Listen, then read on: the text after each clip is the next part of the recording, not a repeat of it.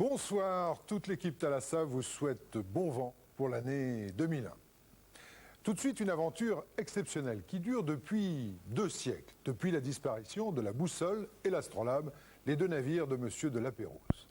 Et aujourd'hui, il y a tout juste quelques mois, au milieu du Pacifique, sur l'île de Vanikoro, on a retrouvé les traces des survivants de ce qui fut l'une des plus grandes expéditions scientifiques françaises, le voyage de Monsieur de la Pérouse.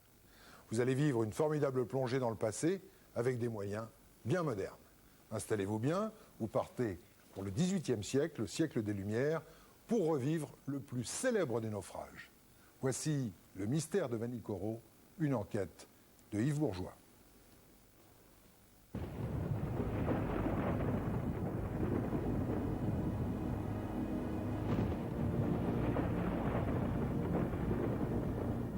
Dans la nuit, le cyclone arrive, le vent les pousse, il les chasse et d'un seul coup se dresse la barrière. Le déferlant énorme de la houle qui se fracasse sur les têtes de corail. Le bateau, le réflexe, c'est de mouiller pour essayer de se retenir. Et en même temps, lance un signal pour le bateau qui suit en disant attention, pour nous c'est le drame. Le bateau mouille, il est vite au vent, l'arrière s'encastre. L'autre bateau prévenu arrive à se dégager un petit peu. Au milieu du passage se dresse une cathédrale de corail sur laquelle l'astrolabe s'empale. Les mâts tombent, mais le bateau reste. Monsieur Delamanon, minéralogiste, porté disparu. Messieurs Dagelet, astronome. Bernizet, géographe.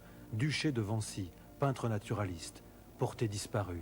Monsieur Prévost, dessinateur, porté disparu. Monsieur de la Martinière, botaniste, porté disparu. Robert-Marie Le Gall, maître charpentier. Roux d'Arbaud, garde de la marine, porté disparu. Monsieur de la Pérouse, capitaine de vaisseau, commandant de l'expédition, porté disparu. Pour retrouver ne serait-ce qu'une trace de ces 200 marins, scientifiques et officiers du roi, plusieurs îles du Pacifique Sud seront explorées. C'est dans l'une de ces îles que se cachent toujours les clés du mystère La Pérouse.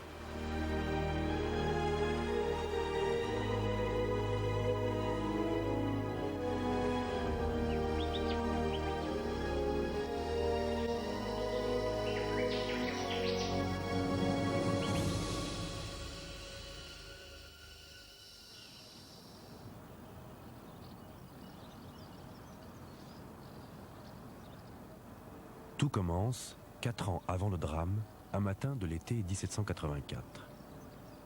Derrière ses murs, à Versailles, dans le plus grand secret, Louis XVI anime une séance de travail qui lui tient particulièrement à cœur. Dans sa bibliothèque, le roi, son ministre de la Marine et le directeur des ports et arsenaux préparent l'une des plus grandes aventures de l'histoire maritime. Le premier objectif est d'ordre économique.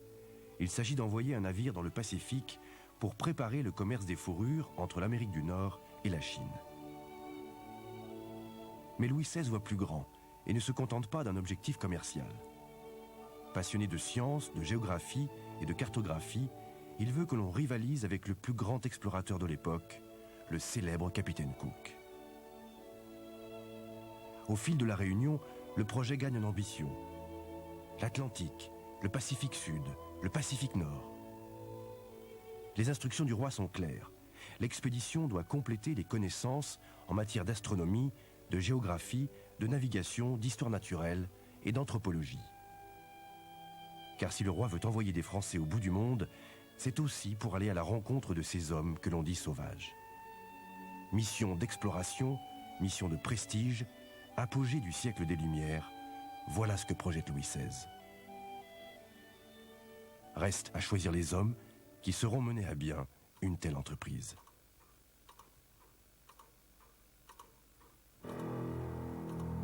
Les archives nationales ont conservé tous les documents liés aux préparatifs du voyage. Ils doivent nous aider, 200 ans plus tard, à comprendre les choix de Louis XVI.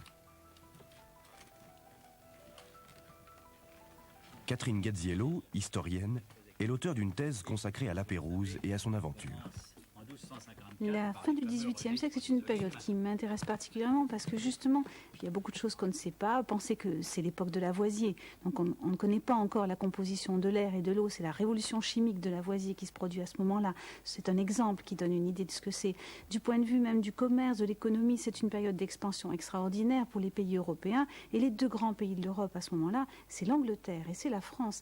La France est un pays jeune à cette époque qui veut avoir une suprématie, qui est capable d'aller plus loin, de découvrir d'autres choses, qui a de grands scientifiques. Avec le concours de Philippe Enrat, conservateur général, Catherine Gaziello peut accéder aux inventaires d'armement, aux listes d'appointements, mais avant tout au rôle d'équipage, et faire ainsi la connaissance des hommes qui ont embarqué.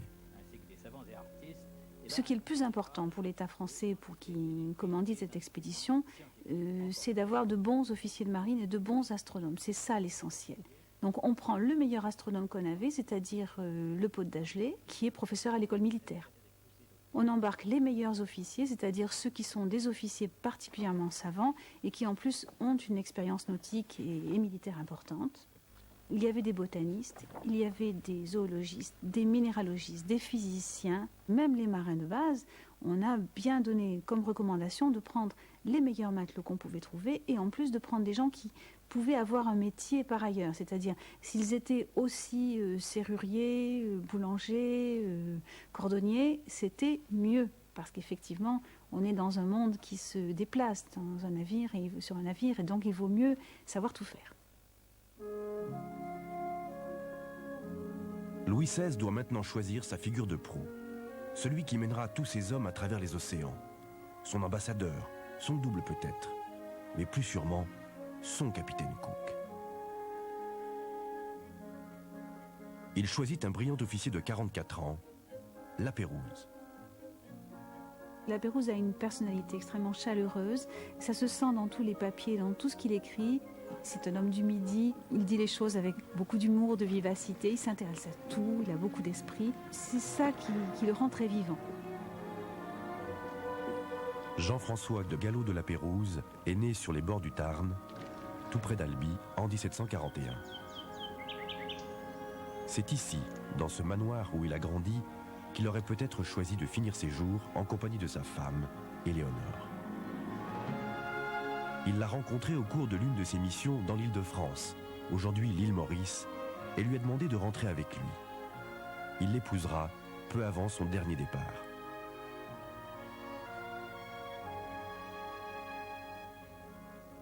La Pérouse avait quitté Albi à l'âge de 15 ans pour s'engager dans la prestigieuse école des gardes marines de Brest.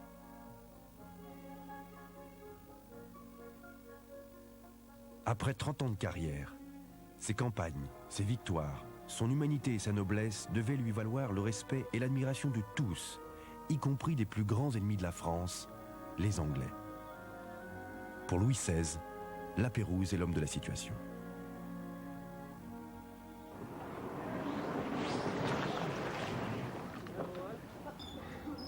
Brest, août 1785.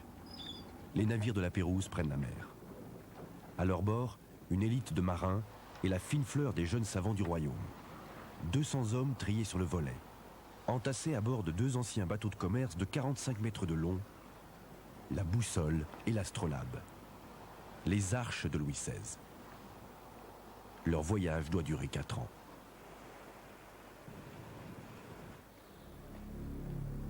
Cinq cartes ont été réalisées pour le tracé de cette aventure.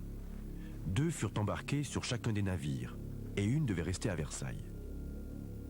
Ce dernier et unique exemplaire est soigneusement conservé dans le département des cartes et plans de la Bibliothèque nationale que dirige Hélène Richard. Cette carte est absolument merveilleuse. C'est une carte à la fois très intéressante et extrêmement émouvante.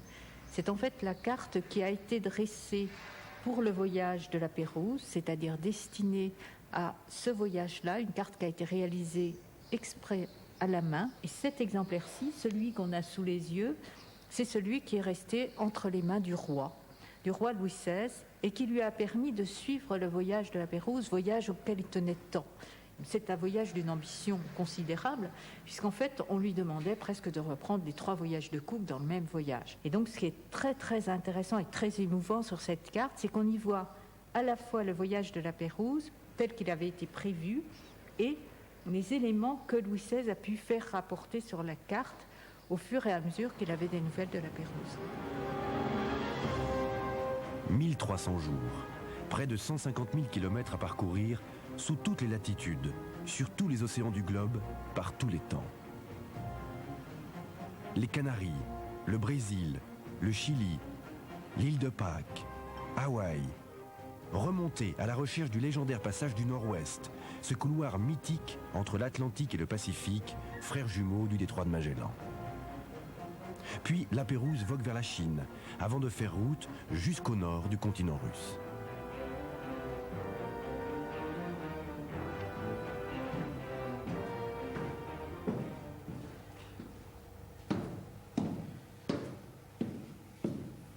Comme par miracle, des témoignages de cette aventure existent encore et sont déposés eux aussi en plein Paris dans les souterrains des archives nationales.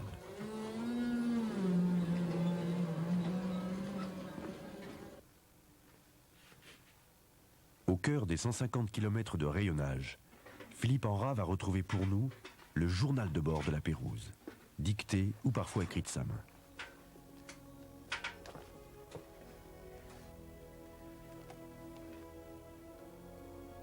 Arrivé au Kamtchatka, après 2 ans de navigation, la Pérouse décide de débarquer son interprète de russe, Barthélemy de Lesseps, l'oncle du célèbre Ferdinand de Lesseps. Comme dans un réflexe de survie pour la postérité, la Pérouse le charge de ramener des cartes, des lettres et son fameux journal, jusqu'en France, jusqu'au roi, coûte que coûte. De Lesseps, qui est un jeune homme, il a 22 ans à l'époque, il est tout jeune. On lui confie 2 caisses de documents, et puis, direction Versailles, il va mettre 13 mois pour y arriver. Il part en traîneau. Il va mettre 9 mois pour arriver jusqu'à Irkoutsk, au bord du lac Baïkal. Ensuite, 3 mois, ça va déjà plus vite, c'est un petit peu plus civilisé, pour aller d'Irkoutsk jusqu'à Saint-Pétersbourg. Et puis une fois à Saint-Pétersbourg, alors là, il est tout à fait en pays civilisé, ça va très vite, il lui faut à peine 1 mois pour rentrer jusqu'à Versailles. Où d'ailleurs, il va être très surpris de ne pas retrouver ses camarades de l'expédition, puisqu'il était persuadé d'être le dernier à rentrer. Pendant que de Lesseps traverse le continent russe, la boussole et l'astrolabe descendent vers l'Australie et font escale à Botany Bay, aujourd'hui Sydney. La Pérouse y rencontre le commodore Philippe à la tête d'une escadre anglaise. Philippe connaît bien la réputation de cet officier français et accepte de rapporter en Europe la 2e partie de son journal ainsi que son courrier. Ces lignes, ces mots, sont les dernières traces écrites de la Pérouse.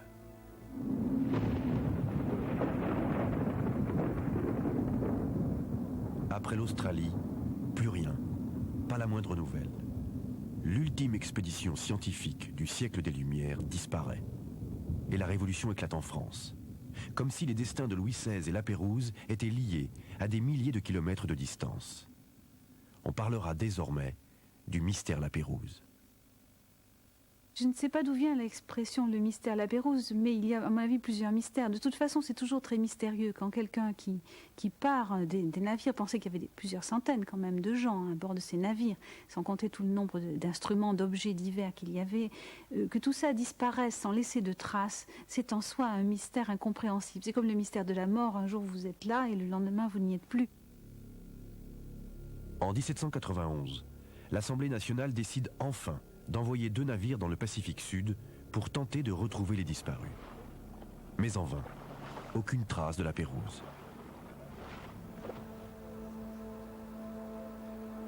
35 ans plus tard, en 1826, la goélette d'un Irlandais, Peter Dillon, arrive en vue de l'île de Tikopia, au nord-est de l'Australie. Il choisit d'y faire escale. Des pirogues sont venus tout autour du bateau et l'un de ces indigènes avait suspendu au cou, à un collier, une garde d'épée qui ressemblait exactement à une garde d'épée européenne. Dillon a tout de suite perçu qu'il venait de découvrir le mystère de la Pérouse. Il manquait à Dillon l'information du lieu où avait été trouvée cette garde d'épée. Et en questionnant les indigènes, on lui a indiqué que cette garde d'épée provenait d'une île qui se trouvait à environ 100 000 dans l'ouest de Tikopia. Ces objets proviennent d'une île sous le vent, à 3 jours de pirogue, où nous allons depuis toujours. Il y a très longtemps, 2 grands navires sont arrivés. Cette île s'appelle Vanikoro.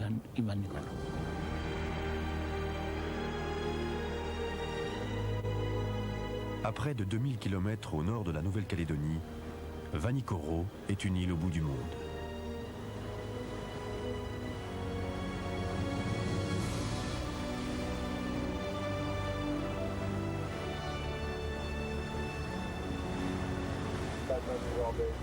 Dans les eaux du lagon, Peter Dillon avait fini par retrouver les restes de l'astrolabe.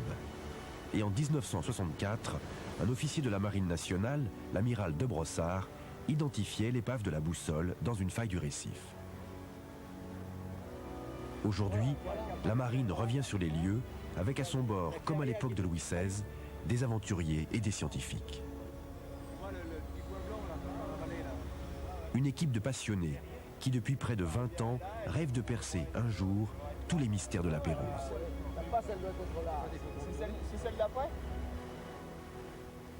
L'île est cernée et protégée par une barrière de corail. Les portes d'entrée sont rares et dangereuses. La seule carte fiable de l'île reste celle que Dumont d'Urville a dressée au XIXe siècle, quand il était lui aussi parti à la recherche de la Pérouse. 59, le bord droit de l'île. C'est bon pour annoncer les caps. Comprendre ce qui s'est réellement passé, savoir quel a été le destin des éventuels survivants, ce sont les 2 objectifs de l'association Salomon, animée par Alain Conan. Ce qui nous a beaucoup aidé, ce sont les livres de l'amiral de Brossard.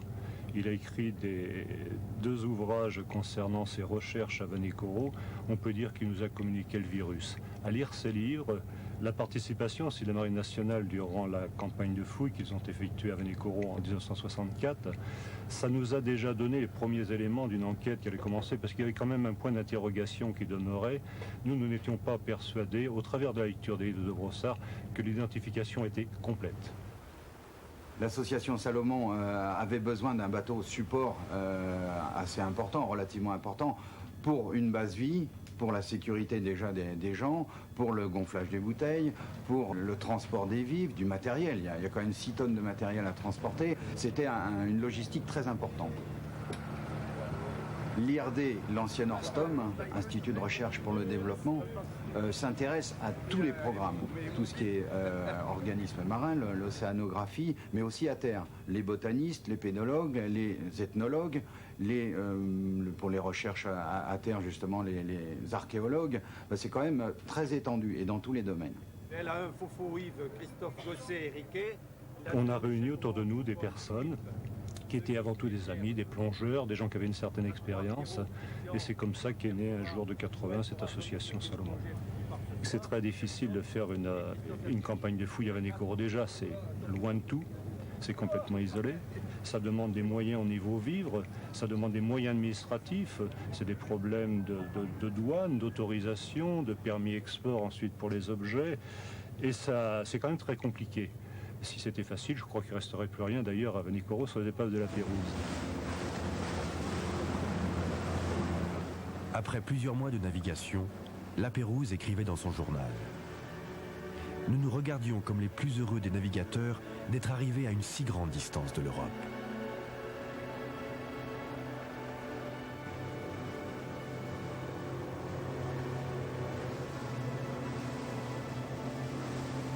Ok, c'est bon, tu peux venir à couple là.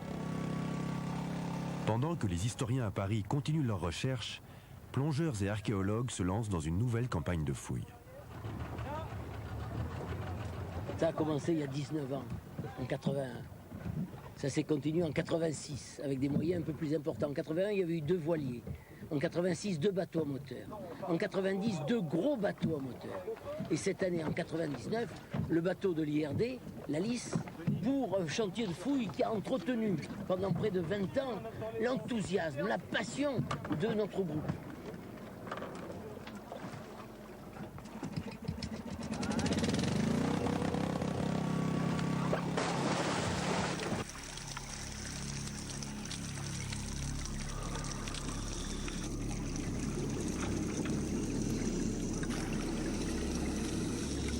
Dans quelles circonstances le drame s'est-il produit?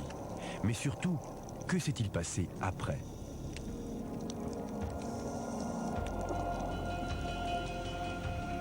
Pour préparer le chantier des archéologues, les plongeurs vont devoir déplacer une montagne de corail. 10 jours de corvée seront nécessaires avant d'atteindre les premiers vestiges.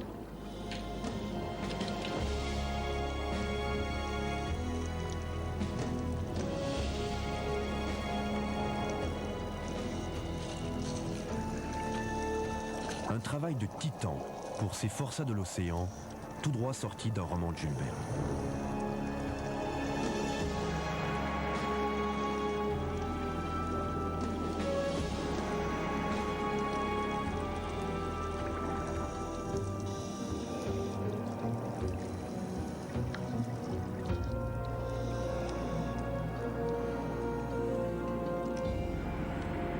Ils savent tous très bien ce qu'ils doivent trouver.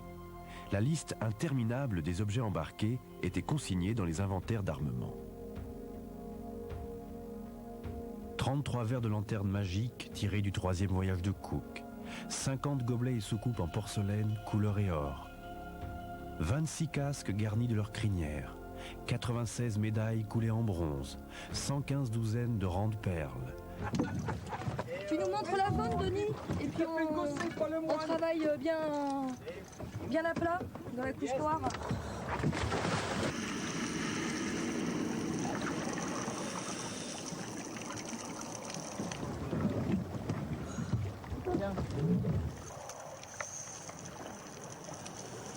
Quand on utilise tout un tas d'outils qu'utilisent plein de gens, c'est-à-dire aussi bien des pinceaux, des crayons, des stylos, on peut écrire sous l'eau.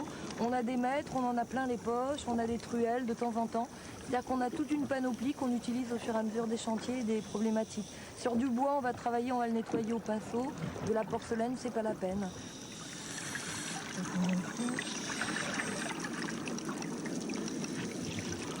Un site comme celui des épaves de la Pérouse est un site historiquement très bien connu, donc c'est mettre en relation les données historiques avec les données archéologiques, essayer de comprendre le processus du naufrage, surtout savoir ce qu'ils ont pu sauver comme matériel, photographier, positionner, inventorier et ensuite remonter les objets.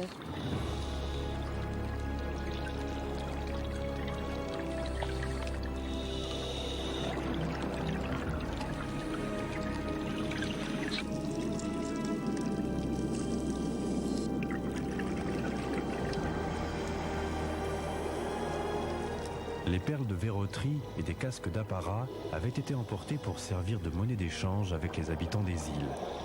La Pérouse les troquait contre des comestibles frais.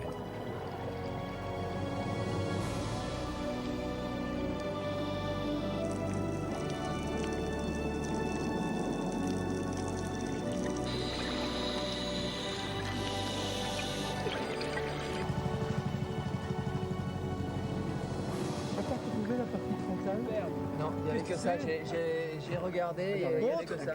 Je suis vraiment tombé dessus par hasard. Je ne m'attendais pas du tout à quel endroit. La boussole et l'astrolabe n'étaient pas des vaisseaux de guerre. Seulement 12 petits canons avaient été installés en cas de mauvaise rencontre ou pour intimider les tribus hostiles.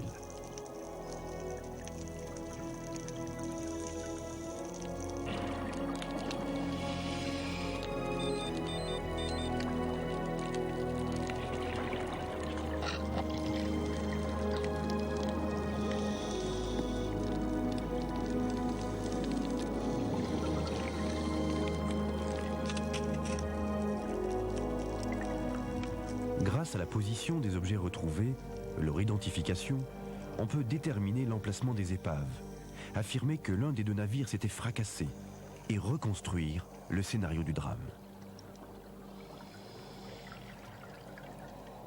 Les deux bateaux venaient du sud, ils venaient découvrir la côte de l'ouest de la Nouvelle-Calédonie. Ils montaient vers cet archipel des Santa Cruz, qui était vaguement connu par les Espagnols il y a bien longtemps, mais dont la carte n'était pas faite. Vanikoro n'avait été jamais découvert jusque-là. Dans la nuit, le cyclone arrive, le vent les pousse, il les chasse et d'un seul coup se dresse la barrière de récif. Le déferlant énorme de la houle qui se fracasse sur les têtes de corail.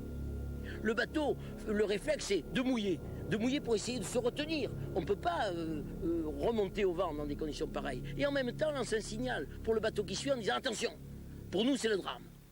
Le bateau mouille, il est vite au vent, l'arrière s'encastre. Malheureusement, le récif est tellement accord que l'ancre ne croche pas tout de suite. Hein? L'arrière s'encastre dans une faille de corail. Tout est brisé, ça on le sait, puisqu'au fond de la faille, nous avons trouvé les aiguillots et les fémelots. L'autre bateau prévenu arrive à se dégager un petit peu, se maintient plus ou moins au vent de la côte. Mais c'est bien qu'il faut rester là pour porter secours à leurs copains qui sont sans doute en perdition. Au petit jour, dans la barrière de déferlant, on aperçoit une trouée bleue, une passe. Normalement, on devrait envoyer un canot pour voir d'abord. Mais l'opération doit se faire tellement vite pour porter secours aux malheureux dont on voit encore les traces sur le récif, que le bateau s'engage. Il s'engage, manque de chance, dans une passe qui n'en est pas vraiment une.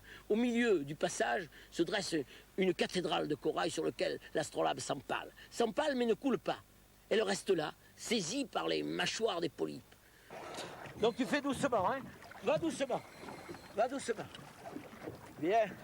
C'est un bois de construction. Le problème, c'est qu'on ne sait pas à quel endroit du bateau il est censé être. Ce qui est intéressant en le remontant à la surface, c'est d'une part, on peut le dessiner à l'échelle, on peut observer ces marques-là, les traces d'outils éventuelles, essayer de le comprendre, en garder la mémoire. Soit on choisit ensuite de le traiter, soit pour son importance architecturale, soit alors pour le présenter au musée de Nouméa, parce que les gens ont besoin de se rendre compte de l'échantillonnage des pièces de bateau, ou alors comme élément énigmatique, éventuellement ça peut être un choix muséographique. Soit on décide de le remettre à l'eau, mais dans ce cas-là, on en aura gardé la mémoire, je dirais, technique, enregistrée sous forme de dessin et de relevé.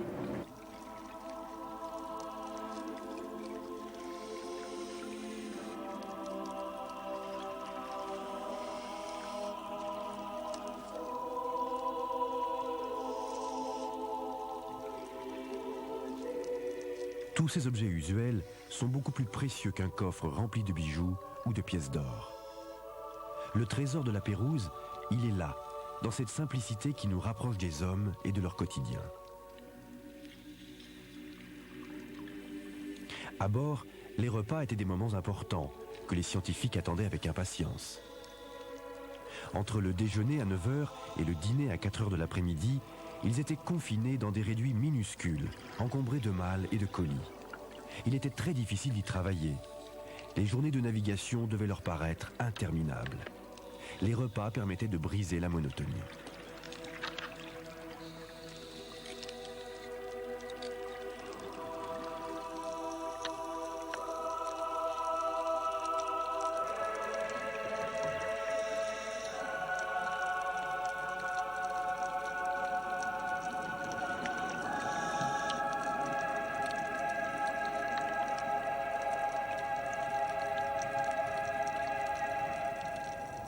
Le moment le plus fort, c'est sans doute la découverte d'ossements humains sur le lieu du naufrage, c'est-à-dire dans des concrétions, bloquées dans des concrétions, dans des morceaux de bois qui ont 200 ans, plus de 200 ans dans l'eau, trouver en grattant, trouver des ossements humains et s'apercevoir qu'ils sont humains. Et se dire, le drame s'est passé là et on se sent, le temps n'existe plus, mais on a un frisson. C'est très très fort comme moment, ça.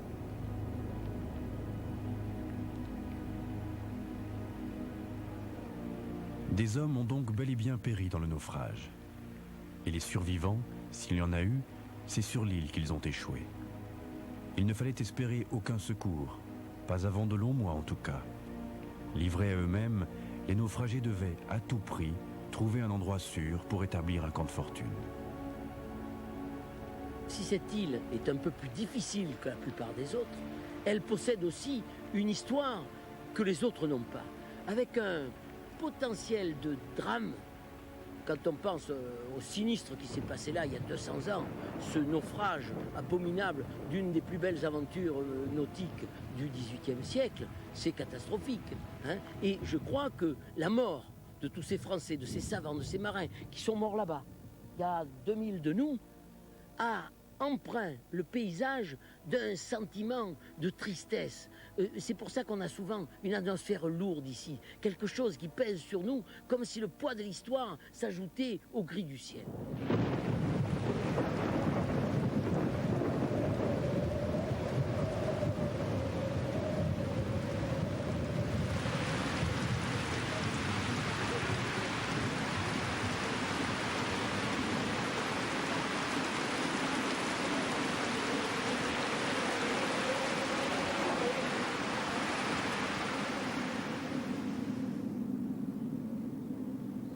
Combien de survivants? Et où ont-ils pu s'installer? La forêt tropicale règne en maître absolu. En raison des pluies incessantes, la végétation se reproduit et se développe à une cadence infernale. Quand il n'y a plus de terre disponible, la forêt et la mangrove tentent alors de gagner quelques mètres sur la mer, avant de les perdre lors d'un prochain cyclone.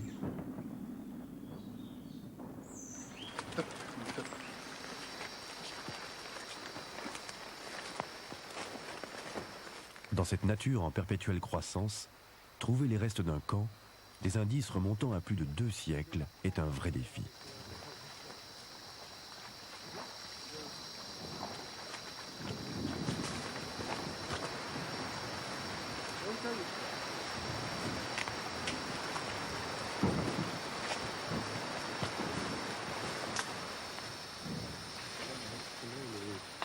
La pluie s'est arrêtée, mais la jungle est tellement chargée d'eau que des heures durant, l'averse semble continuer, comme pour effacer toute trace des disparus et défendre encore le secret de l'île.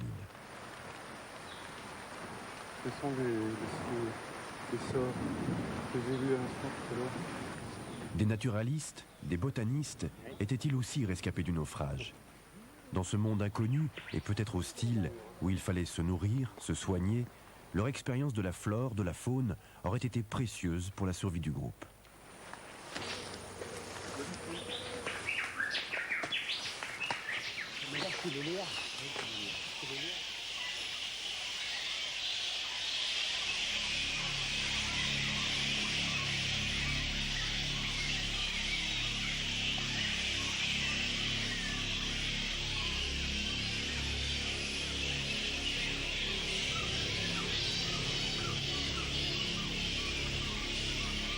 Gardiennes du temple, les colonies de grandes chauves-souris semblent surveiller les intrus.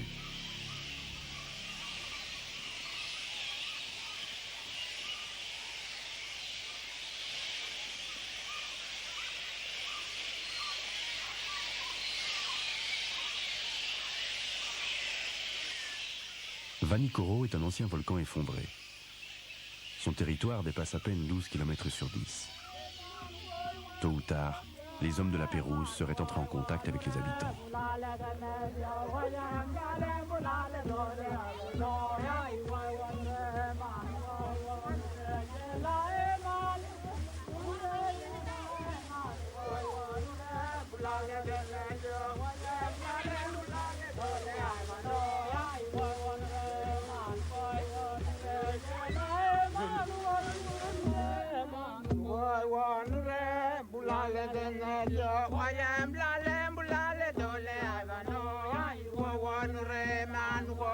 Comment des naufragés venus d'Europe ont-ils pu être accueillis?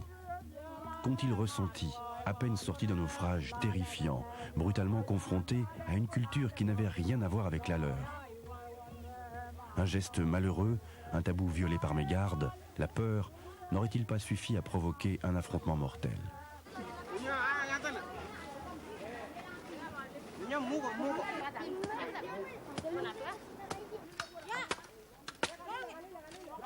La Pérouse avait pour instruction de ne montrer aucune hostilité à l'égard des tribus indigènes. Les consignes de Louis XVI révèlent l'esprit d'ouverture et de curiosité en vogue au XVIIIe siècle. Il fallait étudier l'apparence et le mode de vie des insulaires et semer des graines dans leurs champs pour qu'ils en recueillent les fruits.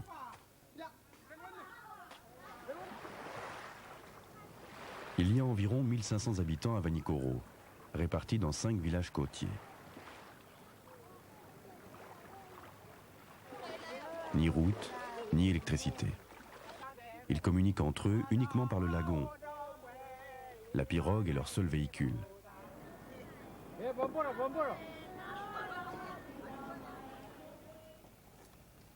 Ils dépendent officiellement des îles Salomon. Le gouvernement central, à 800 km de là, est bien trop éloigné et n'a aucune influence sur la vie quotidienne.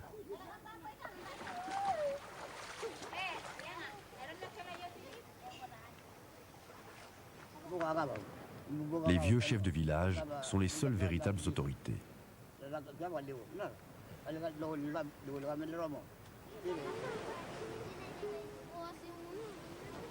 La population vit dans un splendide isolement.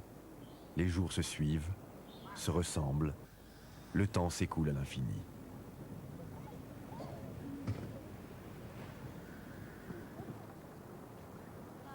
L'économie de Vanikoro repose toujours sur le troc, comme au temps de la Pérouse. Des noix de coco contre une paire de ciseaux, un régime de bananes contre une belle robe.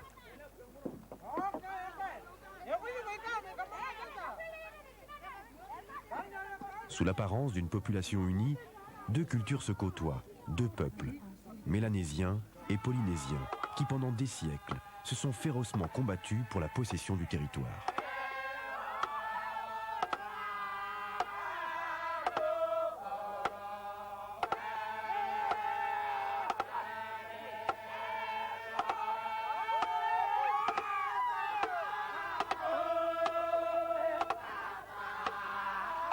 Aujourd'hui, ils se tolèrent et vivent en paix. Chacun avec sa culture, son mode de vie. Pirogue simple pour les Mélanésiens qui vivent de la terre, pirogue à balancier pour les Polynésiens qui sont un peuple de pêcheurs.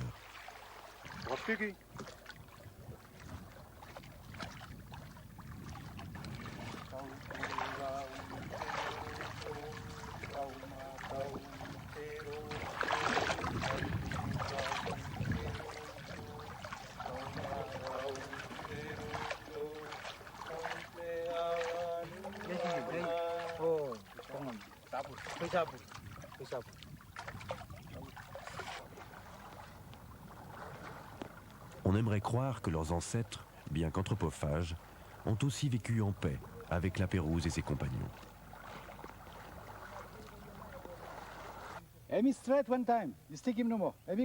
Pour trouver les preuves que des Français ont pu construire un camp et survivre à Vanikoro, un chantier de fouilles terrestres est ouvert. Une nouvelle mission difficile confiée à un archéologue de l'IRD, Jean-Christophe Galipeau.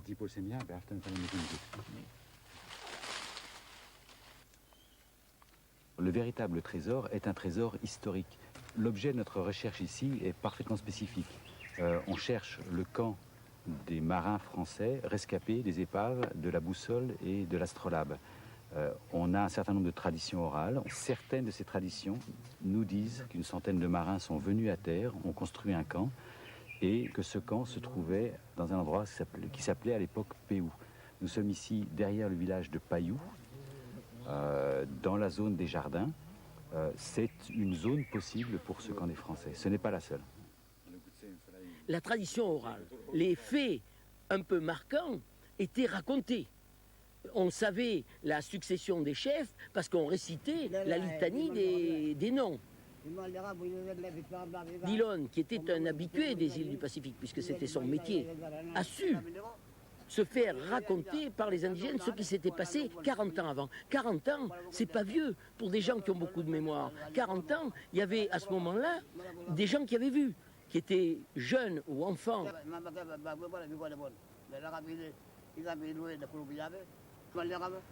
L'histoire du naufrage continue à être racontée aux habitants selon un rituel qui n'a pas changé.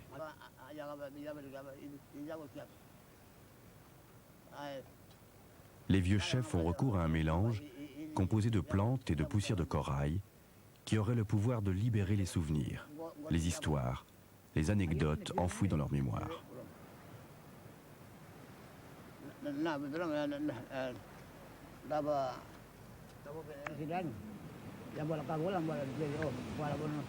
Dès que le grand chef parvient au terme d'un chapitre, l'autre, son successeur désigné, prend le relais. Ce récit à deux voix symbolise la transmission orale.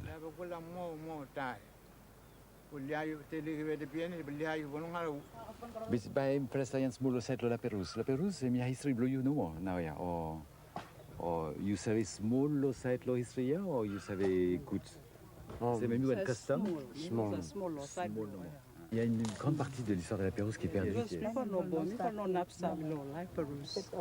Donc c'est une histoire qui est en train de se terminer après 200 ans. La tradition orale, comme c'est une histoire qui n'est pas directement, qui ne concerne pas directement la société traditionnelle, elle est en train de disparaître tout doucement.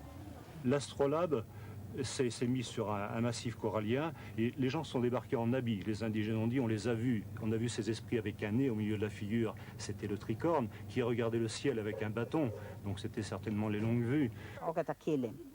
Olden days, yeah, sabi na mo kata old people, wane mo kata luki many kanu o ship kakamol sa mo kata sabi frightened, yeah. Then mo kata things say baba come for kill mo kata o was well, so that's why now kata kill him or yeah.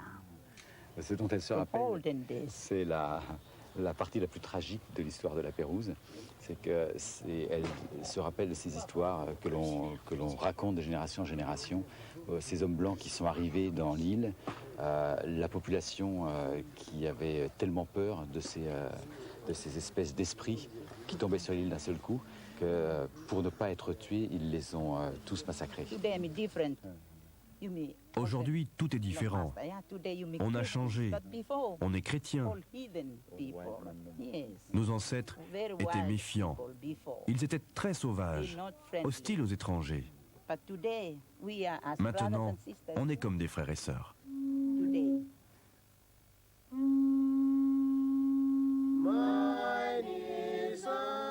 Après sa découverte officielle au XIXe siècle, Vanikoro est passé sous contrôle anglais jusqu'à l'indépendance des îles Salomon en 1975.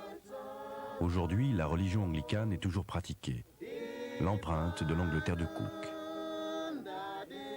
En revanche, de la France de Louis XVI et de la Pérouse, toujours rien.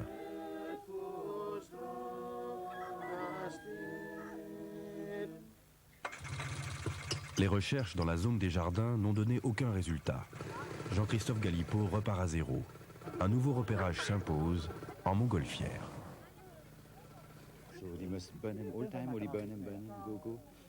La forêt est trop dense et l'archéologue doit absolument prendre de la hauteur.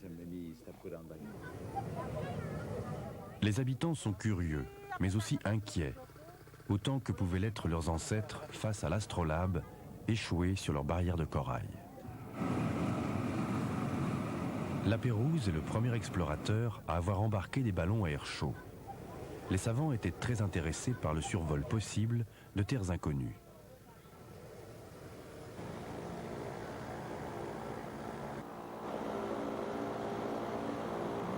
Étrange coïncidence. À 200 ans d'intervalle, le seul moyen de contempler Vanikoro depuis les airs reste la montgolfière.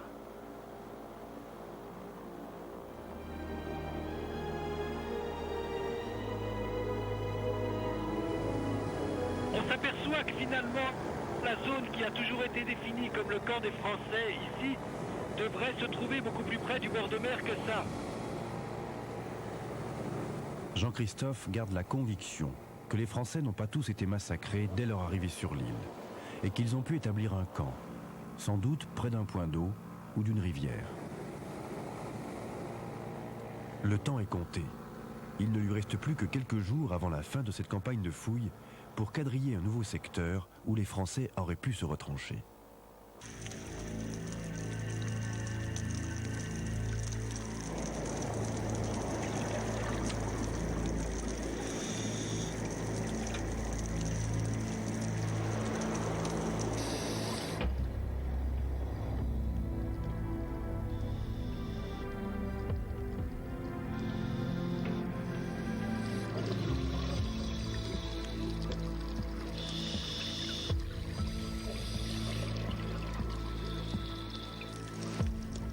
Les recherches à terre avancent lentement, tandis que sur la barrière de récif, les épaves de la boussole et de l'astrolabe continuent de se dévoiler.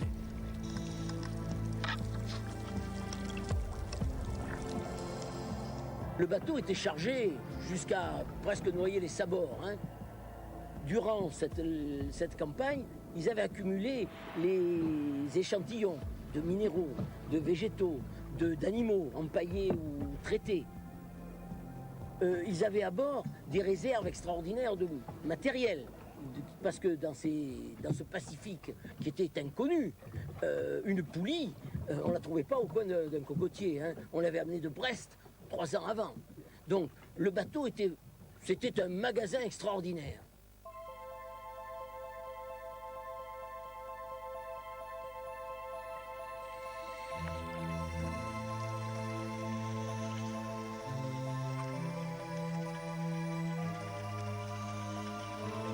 D'une épingle de naturaliste aux 250 kilos de bronze d'un corps de pompe, chacun de ces objets a sa personnalité et raconte une histoire.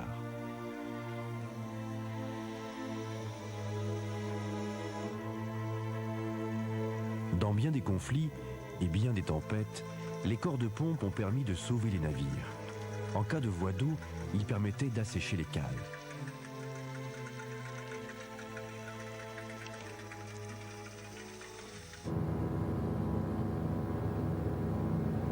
« 250 kilos de bronze qui n'ont pourtant guère pesé un jour de 1788 au large de Vanikoro et qui témoignent de la violence du naufrage.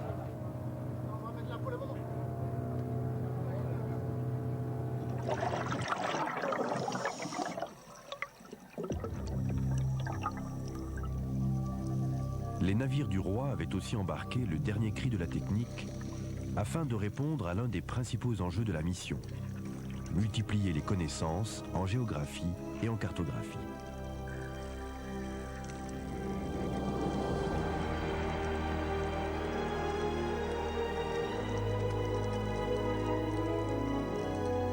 Certains instruments rares étaient indispensables pour établir des cartes précises.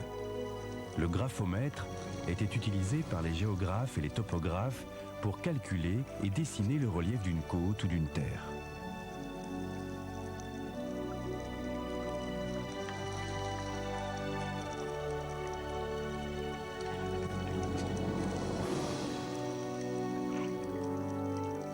Ah, c'est vraiment les miracles de l'archéologie.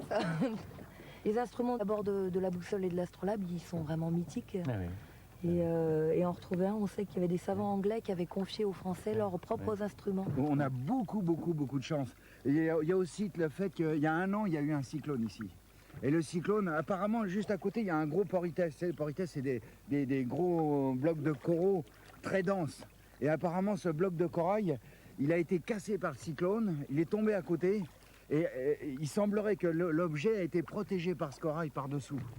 C'est-à-dire, si on n'était pas passé cette année, dans les mois qui viennent, il aurait sans doute disparu avec le prochain coup de vent. Donc c'est un miracle, vraiment un miracle.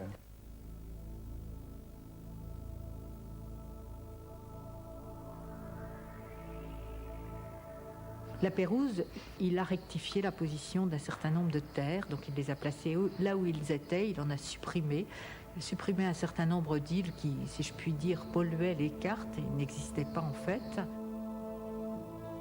La précision du travail qui a été fait, à la fois en longitude, en latitude et en relevé, on a des relevés de côte qui montrent un dessin de la côte vue de mer qui permet donc tout à fait précisément de savoir où on est et de reconnaître le lieu.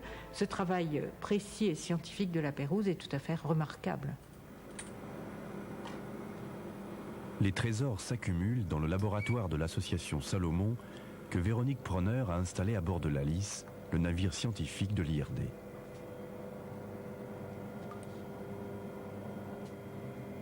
Dès que le diagnostic est posé, de la fragilité de l'objet, je m'en occupe immédiatement.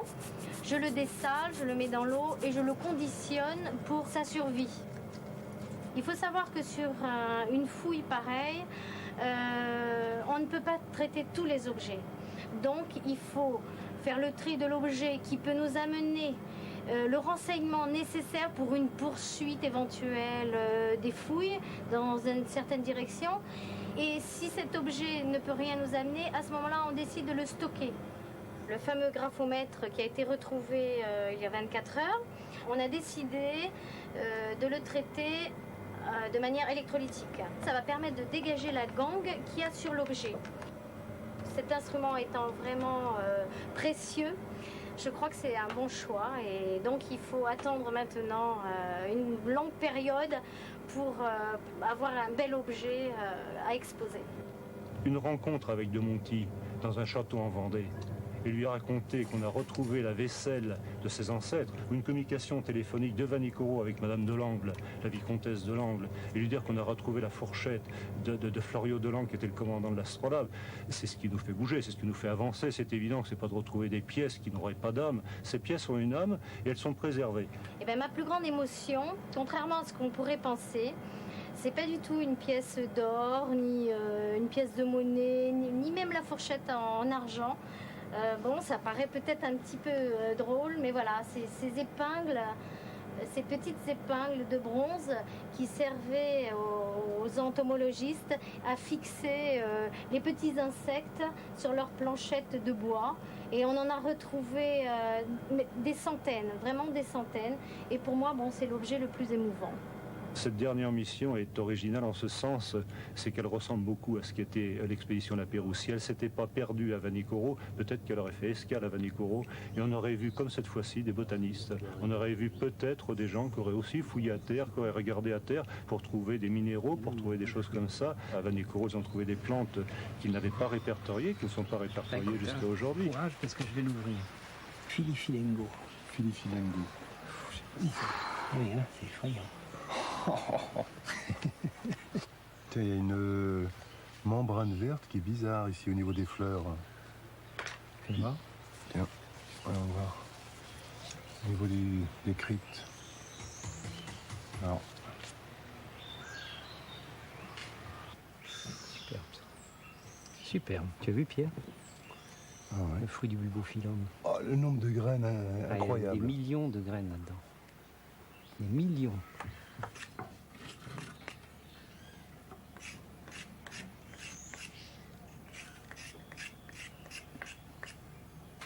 Je suis persuadé que mon ancien collègue de la Martinière, le botaniste de la Pérouse, il aurait fait ça. Mais il ne faut pas s'y tromper, il n'y a pas 36 manières d'étudier une plante. Et encore actuellement, lorsqu'on va dans les grands herbiers internationaux comme New York, Paris, Londres ou Saint-Louis du Missouri, qu'est-ce qu'on voit? Des gens dans les herbiers qui dissèquent des plantes et qui dessinent les pièces florales et les pièces des fruits, comme je le fais.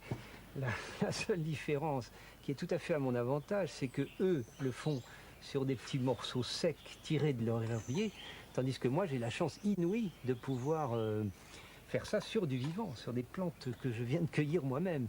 Alors c'est ce qu'aurait fait évidemment la Martinière. La Martinière, il avait sur moi un énorme avantage, il avait 33 ans. Mais par contre, j'ai sur lui un énorme avantage, cet appareil-là.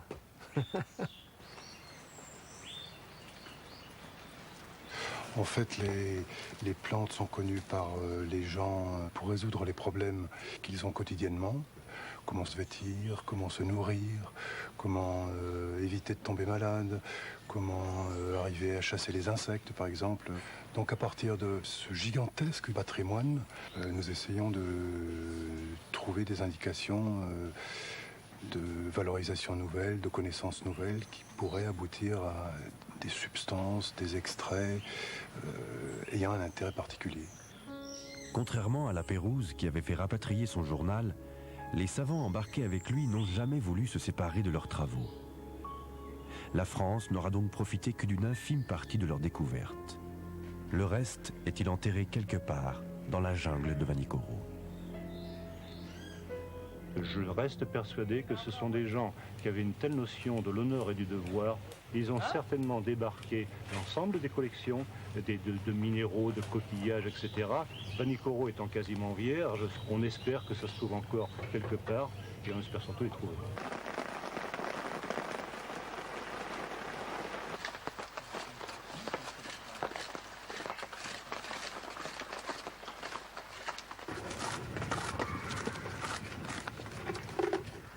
Voilà presque un mois que Jean-Christophe Galipeau fouille l'île, zone après zone.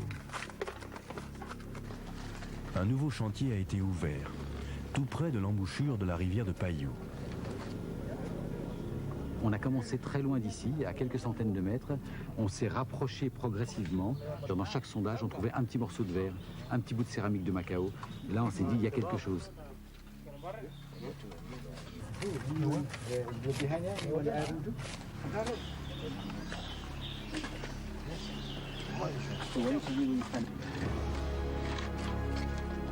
Son obstination et sa patience vont enfin payer, avec la découverte à 1,50 m de profondeur des vestiges d'un camp. Chris, you come in front of this one. C'est fantastique, c'est indescriptible. Pour l'histoire, c'est fantastique, c'est vraiment fantastique. Nous savons maintenant que le camp des Français était bien ici.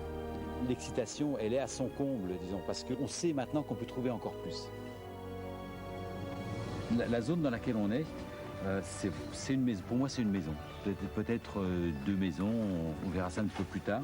Mais pour l'instant, on trouve, le matériel qu'on trouve est tellement organisé qu'on imagine l'étagère sur laquelle étaient tous les bocaux du médecin qui s'est cassé la figure, et ces bocaux que l'on trouve maintenant par terre. Un petit peu plus loin, la table sur laquelle on avait posé tous les instruments. Là, en étendant un petit peu la fouille par ici, on trouve de plus en plus de pierres à fusil. On vient de trouver un morceau de plomb. On s'imagine donc très bien l'espace dans lequel les gens ont vécu. Et je suis sûr qu'avec tout ce qu'on retrouve ici, on va pouvoir presque reconstituer l'intérieur de cette habitation qui s'était fabriquée ici. L'objet sûrement le plus important, c'est celui-là, le pied du roi. Donc une règle de 1 pied de long gravée pour permettre des conversions et des mesures diverses, et qui était l'instrument universel, la règle à calculer de l'époque, j'imagine, pour refaire un bateau de secours. Ici, il y a un petit canon de méridienne, un objet symbolique. On a beau être au bout du monde, on continue à observer les mêmes règles de temps, et on veut savoir quand il est midi. Bien sûr, un bouton d'uniforme, et ça c'est vraiment émouvant de retrouver comme ça des objets usuels de la vie courante. Et cette pierre à fusil, silex, aussi frais que quand il est parti de France, qui s'est parfaitement conservé ici, alors que dans les épaves, ils ne se sont absolument pas conservés. Ces 3 petits objets nous disent déjà que non seulement il y a eu un camp, mais ce n'était pas un camp de survivants, c'était un camp de gens qui essayaient de revivre dans un endroit du monde qu'ils ne connaissaient pas. Retranchés dans leur camp palissadé, les naufragés devaient prendre une grave décision. Fallait-il résister le plus longtemps possible aux indigènes, dans l'attente de secours hypothétiques? Ou valait-il mieux construire un bateau avec des moyens rudimentaires et tenter de quitter l'île pour affronter l'océan et ses tempêtes tropicales? Ce qu'on aimerait aussi beaucoup trouver, c'est quelque chose qui nous dise que la Pérouse était vivant et qu'il a été ici avec ses marins et ses chercheurs pendant un moment. Parce que cette question, pour l'instant, on ne peut pas du tout y répondre. C'est la question que Louis XVI posait avant sa mort. A-t-on des nouvelles de la Pérouse? Et j'aimerais vraiment, à la fin de cette mission, pouvoir dire oui, il était là. Malheureusement, cette expédition est arrivée à son terme. La saison des cyclones a repris ses droits.